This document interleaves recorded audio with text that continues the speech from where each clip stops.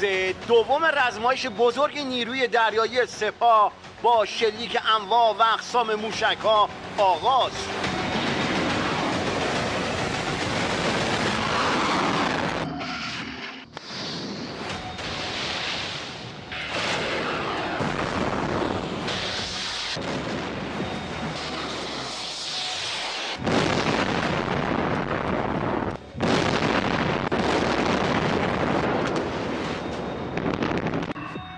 موشک‌های قدرتمندی که هر کدام از آنها با قابلیت بالا برای مقابله با تهدیدات احتمالی به کار گرفته شد، مثل موشک‌های برد بلند که از اعماق کشور شلیک شد و به اهداف رزمایش در دریای عمان اصابت کرد.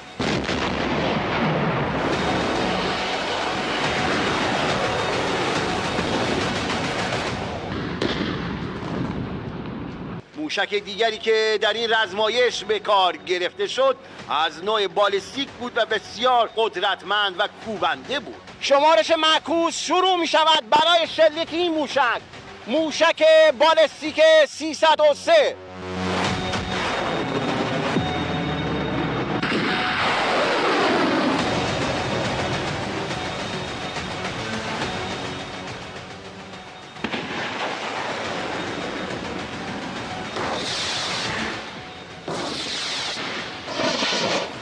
در ادامه نوبت به پهپادهای قدرتمند رسید.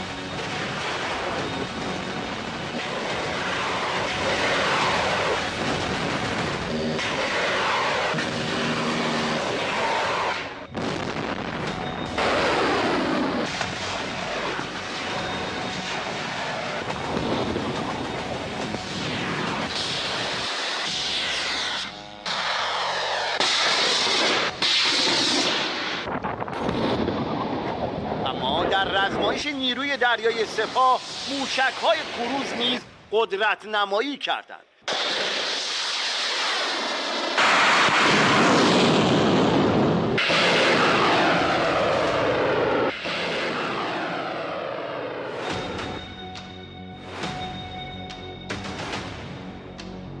همچنین در این رزمایش از سلاح‌های زیرسطحی نسل جدید استفاده شد، سلاح‌هایی که هوشمند که البته برد بسیار بالایی دارند.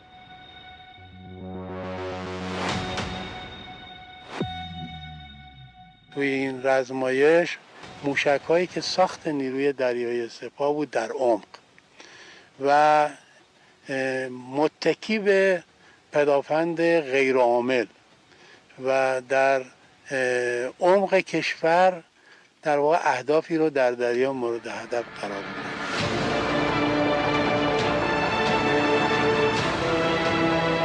نیروی دریایی ما خب مجهز شده به همه ابزار و تجهیزات مورد نیاز برای یک رزم دریایی. هر چیزی که لازم باشه در یک رزم دریایی در نیروی دریایی سپاه الان سازماندهی شده.